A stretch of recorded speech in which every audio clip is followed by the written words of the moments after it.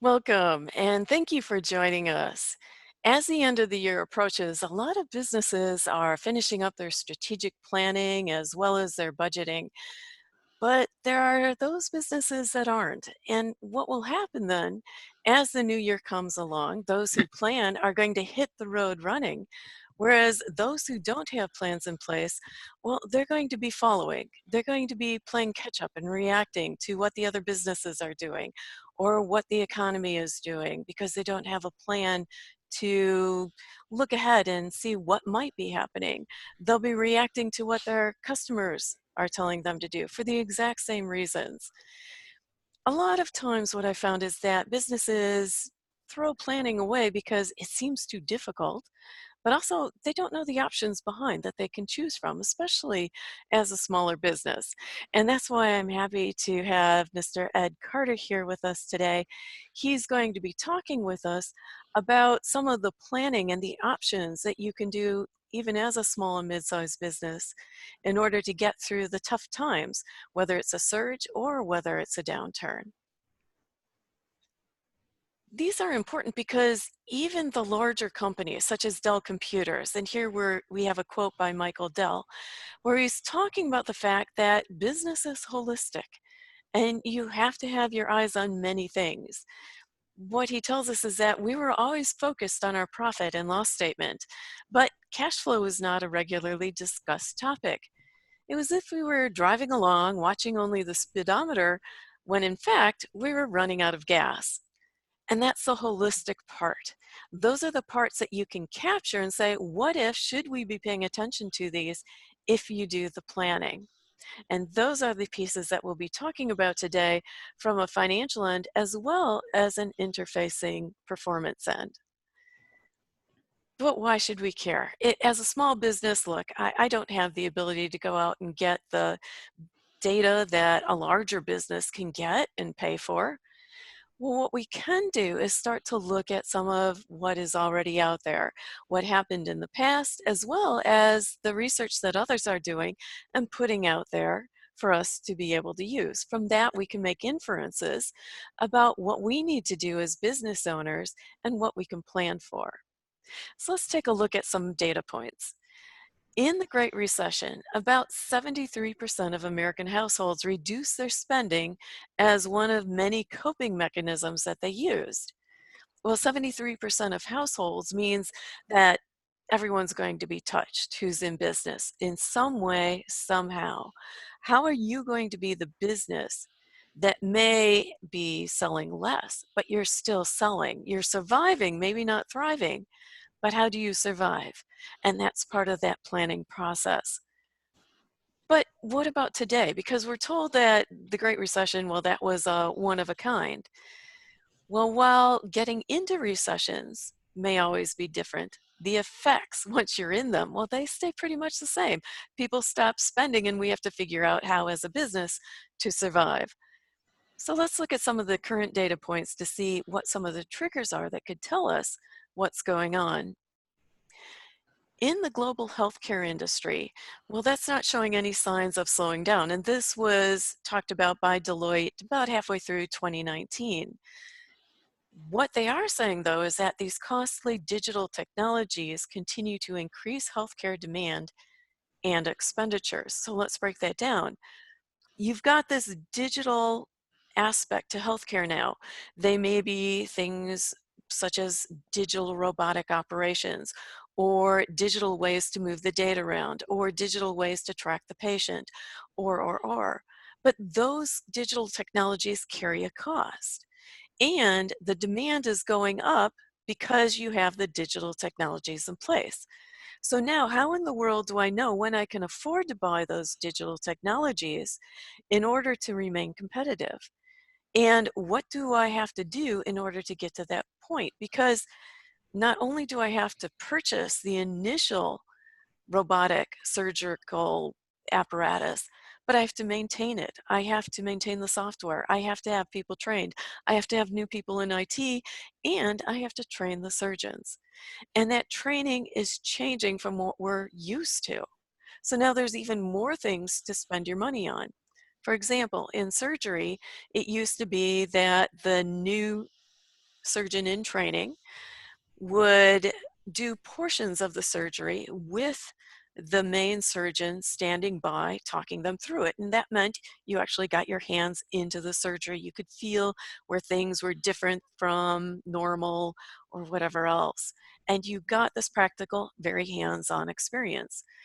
With technology, the doctor is now controlling a console. The hands-on experience is gone, and a lot of patients may not feel very comfortable signing the waiver saying, it's okay if a surgeon in training takes over the robotic controls with this great big apparatus that's going to be cutting into me.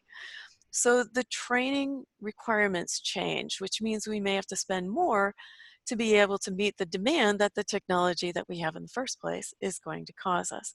So what does that look like, and how do we position this in times of surge as well as in downturn? Well, let's take another data point look, and maybe we can get some ideas. When PwC, PricewaterhouseCoopers, looked at and queried CEOs of many, many companies, they then went in and took the research and divided it into different industries. This happening to be the oil and gas industry statement. A combination of erratic and sometimes inscrutable commodity price fluctuations, ambiguity about the future of fossil fuels, and increasingly contentious trade negotiations around the world, well, those are upending the traditional supply and demand fundamentals. Oil and gas executives are essentially trying to set a growth course for their companies on shifting sands. Well, that quote could have been used for any industry because the same is happening. Everyone's trying to figure out what in the world to do as everything continues to shift. The customers continue to shift, the trade requirements continue to shift, the regulations shift, how we do business and the business model shift. How in the world are we going to be able to do something? This is where planning really starts to take hold, because what it's telling us is that as all of this shifting is going on, the customers still want our stuff. Well, they don't want us to spend time in 36 different meetings trying to figure out what happened. They want us to know what happened because some trigger in our planning got pushed.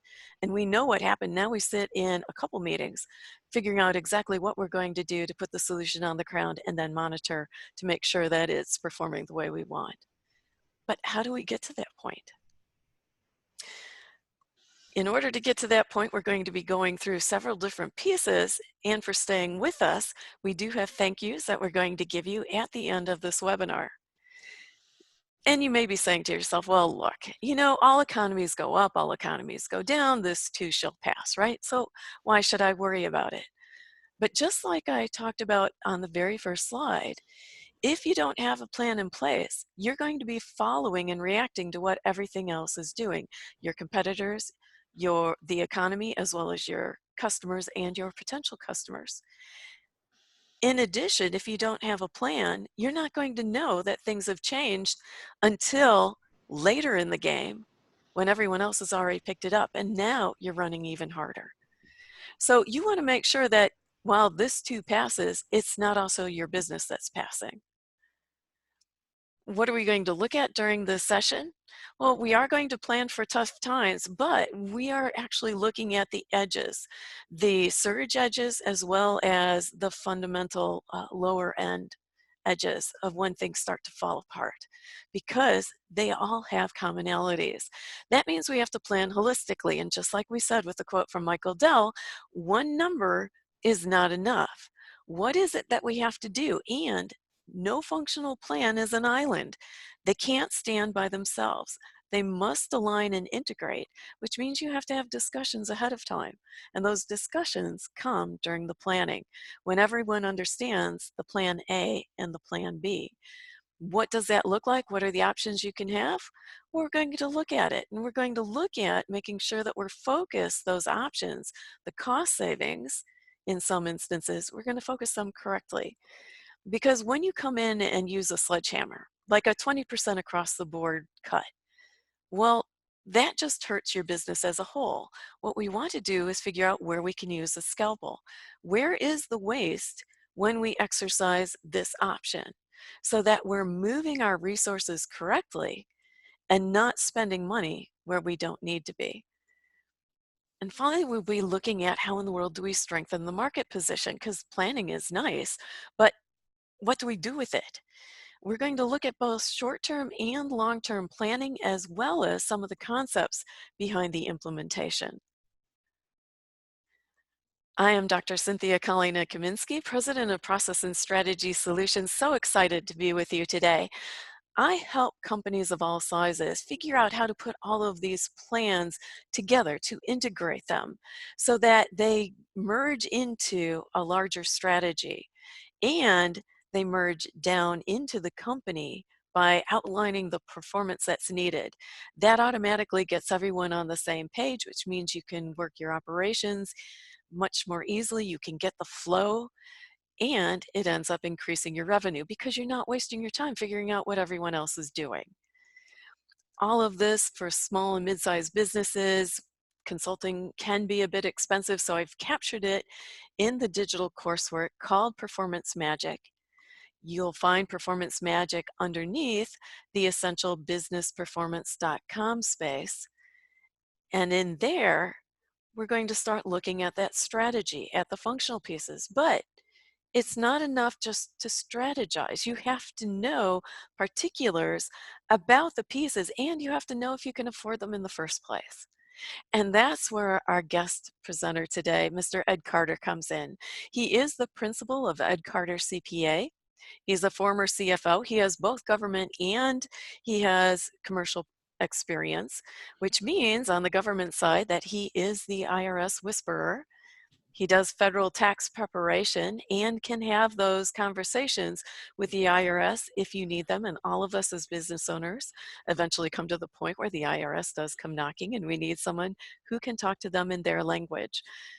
He also lectures on financial planning and tax. So the changes that have been coming in, he is training groups of tax preparers and people who are going out into the tax field. What do those mean? How in the world do small businesses handle this, as well as the larger businesses? And you can get a hold of him at edcartercpa@yahoo.com. I'd like to thank our partner, the New Hampshire Business Guild, for helping make this possible. They bring together businesses of all sizes throughout New Hampshire to understand and provide insights about what's going on in the state, as well as what's going on in different businesses. And their quarterly publication, Flackery, helps you understand exactly what those insights are. So you may be saying by now, well, I can't figure out what's going on in the economy anyway, so if I don't know what's coming up, how in the world can I prepare in the first place? And that's where our guest, Ed Carter, is going to take over and help you to do that preparation. Good morning, and thank you, Cynthia. In case you missed it in my bio, these thoughts that I'm about to give you are the product of a 40-plus years experience in finance. I have weathered several economic slowdowns and even some full recessions. We're now 90 years down from our last full depression, and hopefully we won't see that again. But remember, hope is not a strategy. We start with vulnerabilities. Where am I vulnerable? Your customer weakness against market declines can cause you significant difficulties. Your customers' loyalty that you rely on for their business can falter. Price stresses will impact your revenues. Your product sourcing can also restrict the amount you're able to sell. Inflexible leases can give you problems down the road from a cost standpoint. And you may encounter your own management and staff being critical to the business depending on what's going on in the market. Every company is different, but these are many of the common stress points. You have to make your own list of these to target where your strategy needs to mitigate them. Predictor events. It doesn't take a full recession to cause problems. I'd love to be able to tell you what the signs will be and how much lead time you'll have. You never know until you're there. So you always need to be ready with a strategy. So what events should you be watching for? Think about the changes that can most affect you. Trade policies or economic difficulties in other world regions, unrest in world affairs, uncertainty of commerce. Then you need to vigilantly follow those events in news and trends. The Wall Street Journal, Business Week, Forbes, all reasonable sources of market predictions. But even those, you should consider the author. Follow news feeds or blogs concerning those events, but again, know the source. Is the author an expert? Have they predicted accurately in the past? Be leery of anecdotal information. Anecdotes are usually things people say in the coffee room just to be amusing. If you hear something even that way which concerns you, look for validation. Human resources is a good place to start. I'm not saying that it needs to be the number one concern, but consider its importance to your business. Employee talent, loyalty, reliability, and company knowledge. Now is not the time to contribute your most valuable asset to your competitor. Employees can fear an economic event in the same way you do. If not adequately incentivized to stay, they will look to more secure employers to avoid a layoff. And the ones that go won't necessarily be the ones you want to leave. HR strategy actions. To protect against losing valuable employees, upgrade existing benefits with arrangements which encourage loyalty. Stock plans, which include vesting periods, profit sharing, bonus, 401k, and other retirement plans, all of which require a period of continued employment, education, continuance alike. Attract talented employees by offering tuition loan payment in return for a designated employment period, or you could consider also tuition interest subsidies. These all need to be attention-driven. Let these ideas spawn others. Health plans are going to become absolutely key going forward, and there are very new, unique approaches that are hitting the market these days with great plans and cost savings. It's well worth looking into. And then there's always the HSA. Even for small businesses, health savings accounts are very good for employees, and they're basically free to you. Communicate. Always communicate. I have a son with a Fortune 500 company, which is looking to be overtaken by another Fortune 500 competitor. He's not hearing anything. It's very disconcerting. Employees don't know what's going to happen to them, what's going to happen to their job, what strategies are going to impact them post-acquisition. You need to provide information through all employee meetings or subgroup discussions among employees which educate regarding the company's strength to withstand economic fluctuation, company's position in the market, programs to retain customers, actions which can be taken to protect profits, which do not impact employees negatively, and which encourage activities to develop employee camaraderie to establish loyalty. Profit protection equals cost efficiencies. You're guarding against revenue loss in an economic downturn.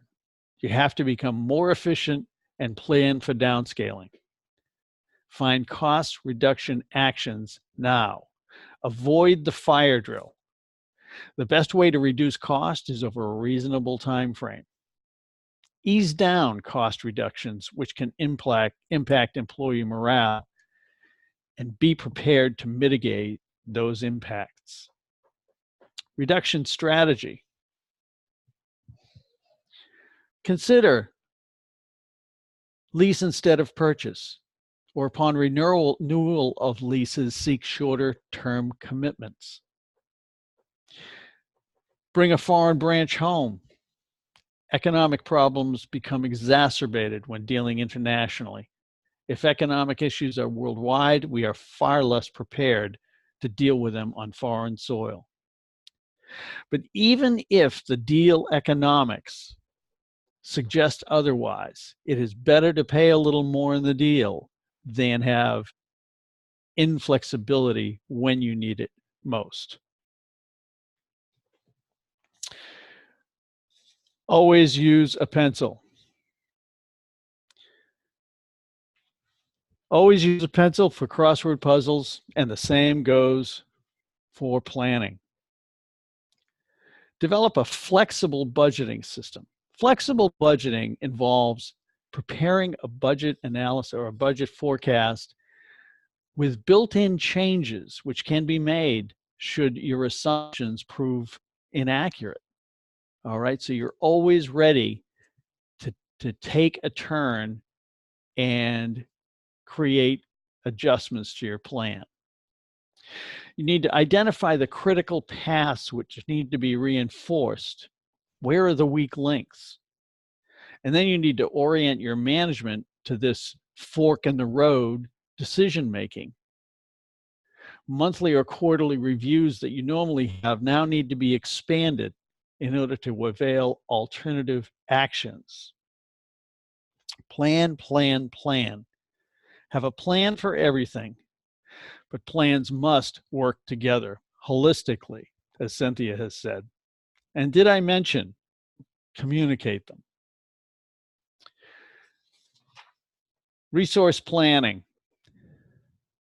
Don't be the victim of supplier reallocation of product. What I'm talking about is when a supplier encounters their inability to source product, they will turn around and determine which of their customers will be increased or decreased for allotments. Where is your product sourced from, and what will happen if they encounter difficulties? Identify sourcing alternatives to be available. Consider spreading your material requirements amongst several sources even now. Consider stockpiling if the sources appear weak and should the price allow it. Should a supplier face a lack of product, any necessary reallocation of that product should be your decision, not theirs. Alternative sources will provide you that power. Bold moves. Consider the outright purchase of a source of critical materials. The vertical integration should always have the potential to provide cost benefits even outside a recession, but owning gives you the assurance of product.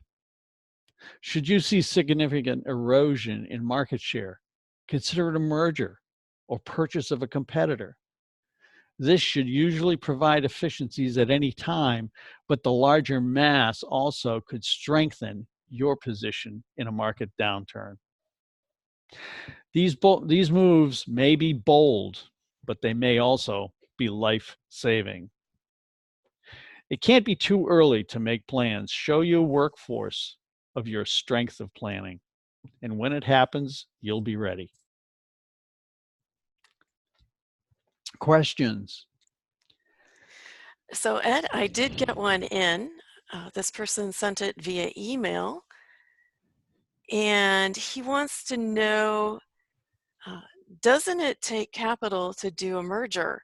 And that he doesn't want to use all of his capital going into recession. So how in the world is that even a move for him to consider?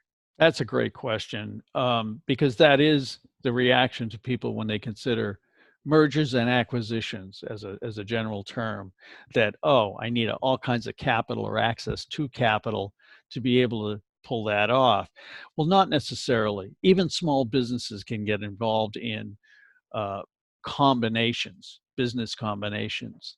You can go into an agreement with a target company and consider some type of a merger swap, an equity swap, so that each of you end up owning a portion of the resulting combination. There are a number of ways to do that. You can also do it in such a way to keep your business segregated from their business, yet you're both enjoying the prospects of the group together. Therefore, you have a stronger overall business. So there are ways to do it without having to come up with a great deal of capital. And good CPAs can help you do that. And I'm going to void the little rule on the bottom of the slide about only one question. I did have another one come in, and it looks a little shorter, but I think it's still important because this person is also a small business owner, and they want to know, isn't it enough for a small business just to have a current P&L statement? Yeah, that's something I see a lot with small businesses, particularly those that have started in reasonably good economic times. An income statement can suffice.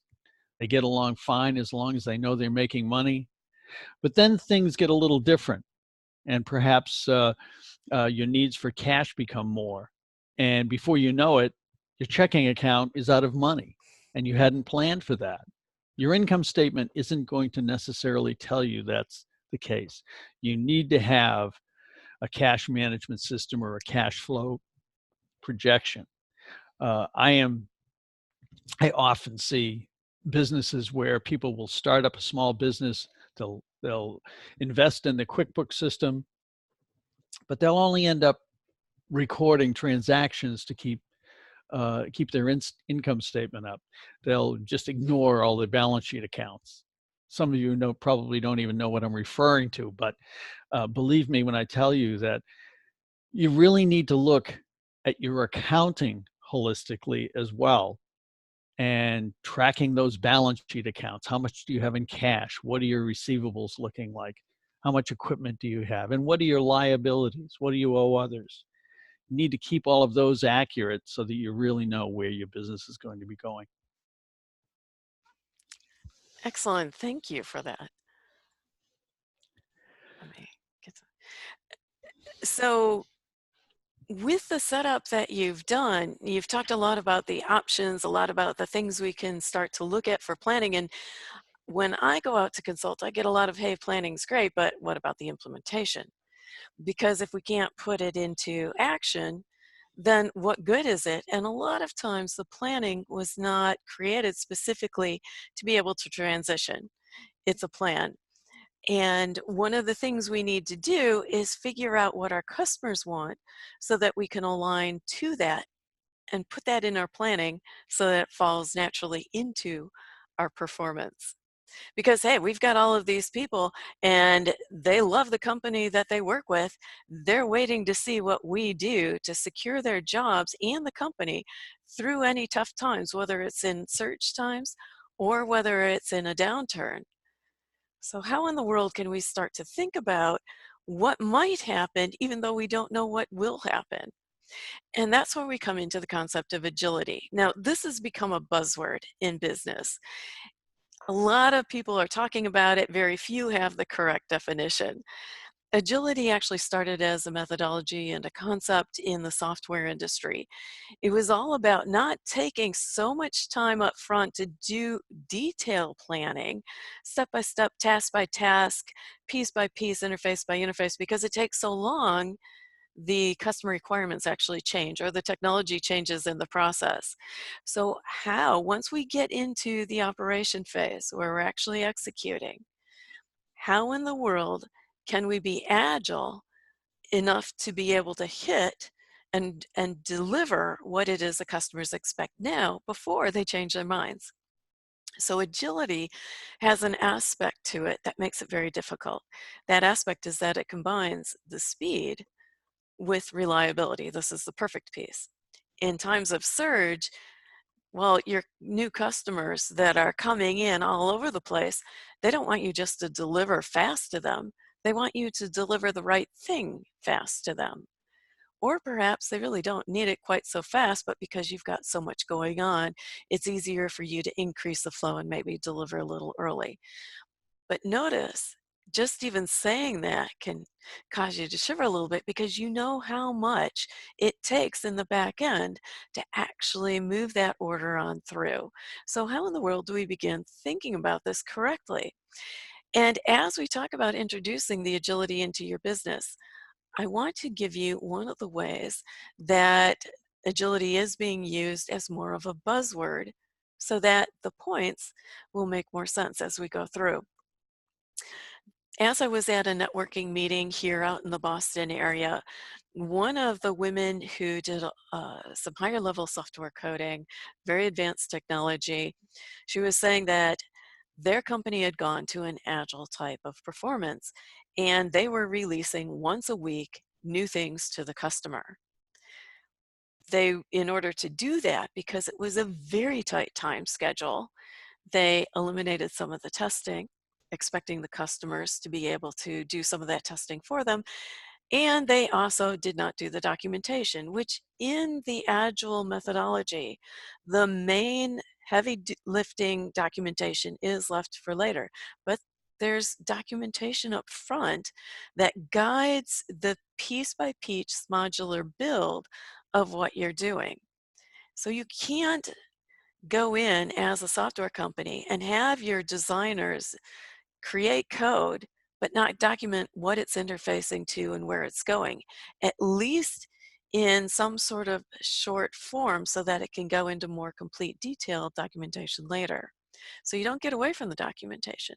And what this company was doing was really just releasing fast. It expected the customers to figure out how to make it right. Well, there is a segment of the market that's willing to do that troubleshooting for you, but most businesses have plenty to do on their plate as it is. They don't want to also help you build yours. So, how in the world do we get something into true agile format? Well, first of all, you have to understand it is the result of careful planning and implementation because you just can't say, well, we're going to be agile and we're going to run around and we're going to do whatever the customer wants. No, we are going to figure out what we can deliver and we're going to make sure that we sell to the customers we can deliver to because we offer the performance they want. And we're not going to go outside of our processes just to handle an anomaly because very quickly all of a sudden everything's an anomaly and we're running around all over the place. And you see that quite a bit in business. We've got new methods of conducting business, but we're trying to smush them into old models. True agility involves your business networks. It's not enough for you to be agile. You can promise all you want, but if your suppliers can't supply and your delivery networks can't deliver, whether it's product or service, then you're not really agile. It's just you're part of the supplier service chain is causing problems to everyone else. So we need to figure out how in the world to start to work through that. And it comes down to capability and capacity. Once we understand those, then we're able to start working the bigger picture of agility. So if I'm a product business and I'm making and moving things, whether it's B2B or B2C, straight to a business or straight to a customer, well, I need to know my upper and lower capacities. In other words, how much can I get through in what amount of time? And I need to know that for both my surge so that I don't oversell and make people upset with me because I can't deliver based on the promises. But I also need to know in the times of downturn because at that point, now all of a sudden, I may not have the same supply base or delivery base that I had before. Here's what I'm talking about. I need to look at my entire supply chain because if I'm working very rapidly, getting a lot of flow through my business, and I have some high volume pieces that I'm really moving, on my supplier side, I have suppliers that can handle that high volume. As we go into a downturn, just because they can build the product doesn't mean that they can handle lower volumes. It may not be cost effective for them. It may not be even possible because of the way their lines are set up. So I need to know ahead of time who are the suppliers who can handle with the same quality requirements and spec ability as the supplier I have at the high volume. Who are those who can handle the low volumes, the 10, the 100 pieces instead of 10,000 pieces? Different, totally different businesses. On my delivery side, I may be having big semis coming right now because I've got these huge volumes of product to move, and they're all moving basically to the same next place.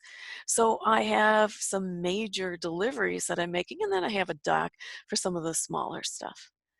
But as the economy changes and more eaches, in other words, I'm buying differently. I'm not buying a pallet at a time or in large volumes. Now I'm buying different combinations, and I want you to be able to break this apart for me. Or in severe downturns, I'm only getting a trickle in for very low quantities. I don't want a big semi coming in because I'm paying for all that wasted capacity. So now I've got to convert my docks so they can handle the smaller courier services.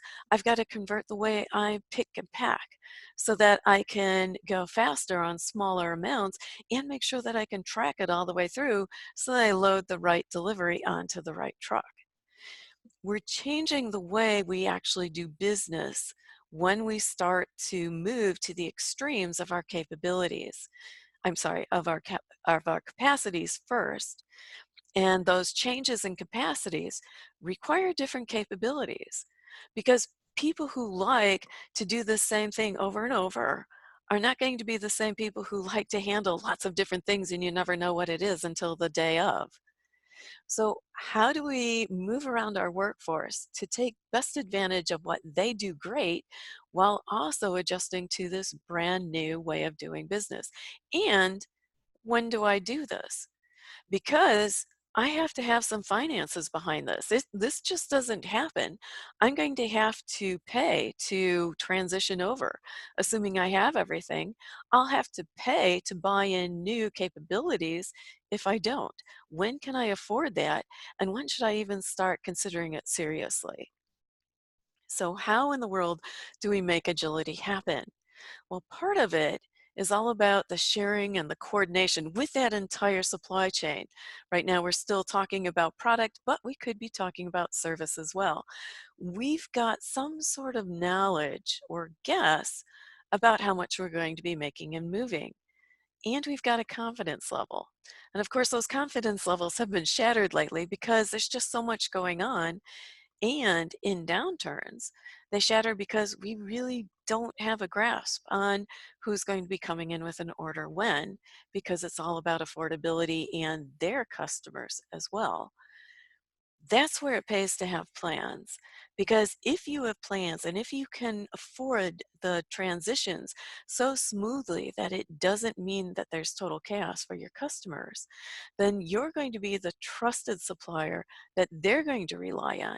So you're going to keep their business. Maybe it'll be lower, but you've still got it. Now you can make a forecast with a bit more confidence, and you're going to share these probably on a monthly basis as you talk through this to make sure that your entire supply or service chain is able to maneuver the way it looks like they're going to be able to maneuver. And if not, you know in advance where the weakness is and you can start to address it ahead of time. Now, this counts for whether you're doing the traditional type of contract work where you're going in and shaking hands and agreeing on contract terms, or if you're doing e-commerce where the contract terms end up being implicit in the buying experience and they're trusting that you can get the stuff to them that they order in the way as written as on your website. So we've got the reliability and the responsiveness if we're truly going to be agile. And if we want to sell more quickly, we need to know how much of an opening we have, and we need to make sure that we're selling what we can perform on. In other words, we're not just bringing in a sale to get a sale. What that tells us is that as the downturn happens, if we are the trusted partner, we're the ones that more companies who want this type of performance come to because word gets out. If that's not enough to sustain us, we can start to look ahead of time and plan for moving into an adjacent market that's similar, but maybe not exactly it, or perhaps different levels. Again, as we talked about, the different quantities force us in both instances to start to adjust our processes. We can't just run around and hope that we can do it well enough. We have to figure out, if we were built for high volume and now we're doing low, what does that mean out on our factory floor? And do we have the new processes ready to go and trained in? Do we have the new supplier base ready to go and ready to start coming into the docks? So it's not just a shock when we issue the PO. Do we have contracts or at least discussions going on and new delivery partners at the ready should we need them? We can't sell more quickly unless all of this is ready. That means we are changing business, and we have to have some sort of trigger to know that the business is starting to change enough. If there's a trend, it's not just a one-time event. That's where your planning comes in, because you're going to embed those triggers. And once those triggers happen, you're going to already have planned financially what it takes in order to put in plan B, and how much money you need to have coming in. You can now look at what's coming in, and does sales need to go out, grab a bit more if at all possible, and bring in the money so that you can start doing that transition and be ready without any sort of snafu that would cause customers to get a little nervous about you and start looking at your competitors. Agility, as we just said, it may require different network partners, so that changes the way we've been doing our sourcing. It's not just one sole source. It's a network of providers that can be used in different instances, because now we're tying on not just moving toward a deadline, but also some speed in there. So we're changing our performance needs, which means we need to change the way we need to run our business, which means we need the money to be able to do that change, and we need to know when it's triggering us to actually do it. The last thing we want to do is start to change when it's not necessary, because money is very hard to come by when times are tough. Great. So what if we're providing services? I'm not so worried about moving all of the pieces around. Well, you're still moving services. Now, if we take a look at this foam pole, you may say, but this is a product. I've got wires all over there. But if I'm in the internet delivery service, I may try to use the assets that I own, this telephone pole, to their max, trying to squish on every possible cable so that I can get the internet capability or capacity out to the customers I want to sell to without having to invest more money. At some time, though, how much is too much on the assets that you currently have? And how much when do you get too little need for the capacity that you actually have? You need to share all of these endpoints with your employees, because they're going to be watching for them, and they're going to be giving you innovative ways to actually act on different things. They may be more operational, but as you listen to them, they're going to spur some of the more strategic planning that you need to do, and that will help you smooth over those transition points. You need to have a plan, whether you've got too much demand coming in or too little. So let's take a look. I'm an internet service provider. No, let's say that I have a subscription service on the internet, and I want to sell as many seats as possible. So I've got my sales force out there selling, selling, selling. It's a great piece of software. It's a great offering. Everyone loves it, but they also consider it optional. And when times get tough, the options get cut unless somehow I'm figuring out reasons why it's just not optional. I'm building it into a criticality. But if I don't, I have to have a plan B, because now all of a sudden I'm spending money on this huge service provision, this capacity, and I'm not able to fill it, but I still have to pay for it. I still have to pay the IT person. I still have to pay for the rental of the service, or the new system that I bought that I'm still paying off, and the additional people to handle the data, etc. Is there any way that when I'm in planning, I can figure out if things get really tight and with good probability, what could the worst case scenario look like besides going out of business, of course. But if our customers were to say this is an option, how many would actually stay with us? So perhaps that's the amount that we actually purchase and own and control. And then we're able to work a modular lease plan to add on top of it as sales continues to go out and fill more nodes. That way, when times get tough, we get to reverse that and release the nodes so that we're not paying for too much service. All of these are things that you want to think through because they really do happen and they really do put you in a bind. Here's an example. In Britain, they have a train system where they were going to be adding on new stations. Well, the announcement that they were going to add new stations came several years ago. So the people who own the taxi services, they expanded their service capabilities by buying new systems and technologies that would handle the additional expected uh, customer service that was going to be needed because more people were coming into the station and going through into the businesses. Those stations aren't built yet. And now, for years now, these taxi companies have had to pay for too much service.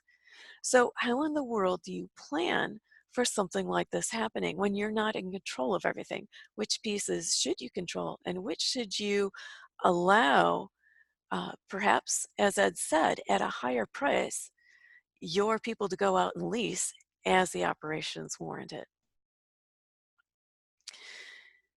Key to all of this, though, is that you cannot go around your processes. This is causing tremendous chaos in business right now because we think that we have to solve and satisfy every single customer, but we do not. We have to know who or what type of performance we can provide and what type of customers and who those customers are that would be willing to buy it. That allows us to stay tight into our processes. The key is then to make the processes more flexible, to be able to handle more or less capacity as needed strategically when the triggers show that we need them. Because remember, customers are buying the results that your product or service provides. They're not buying your product or service, they're buying the results. So don't change their results by going around your processes and then messing up things on their end, because that's a sure way to lose the customer. So I'm going to wait for a few questions or one because I think we are starting to run out of a bit of time. If there's a customer question, if you move your cursor down to the bottom, you'll see a microphone with a red slash through it. Go ahead and click on the red slash and you can ask your question.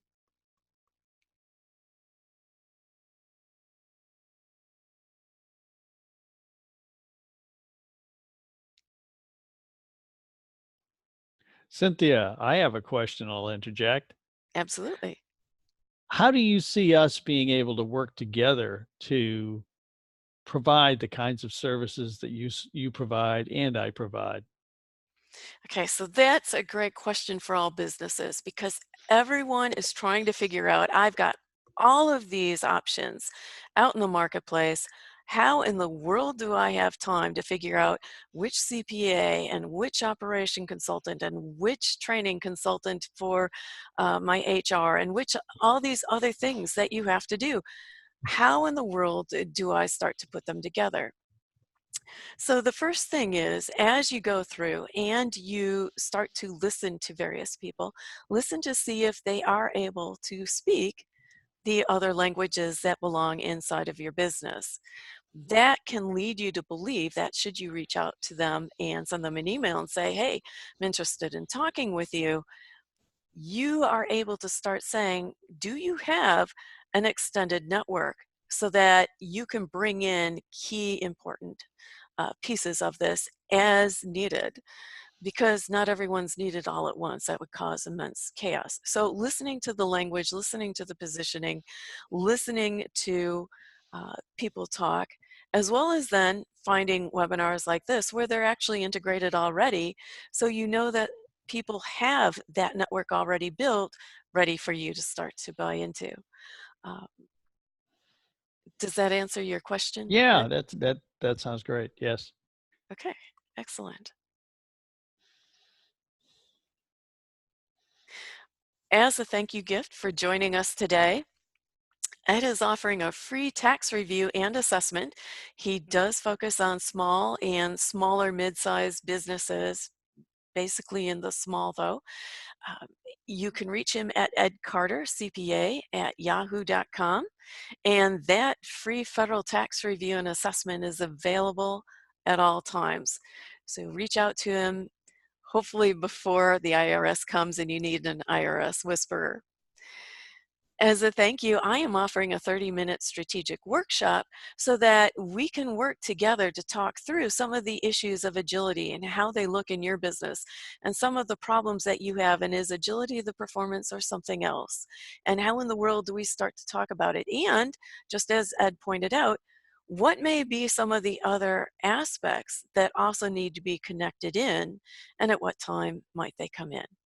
We can start to have that conversation. Just reach me at success@processstrategysolutions.com. I do all of the 30-minute sessions, so you will be talking with me. And Ed, I want to thank you for being here, for sharing your insights and expertise with us. I sincerely, you're welcome. I enjoyed it immensely. And I want to thank you, all of our viewers, for attending. With the holiday seasons coming up, I hope you have a joyous holiday season and a safe one. And next year, we'll be seeing you again. Thank you. Good day, everyone.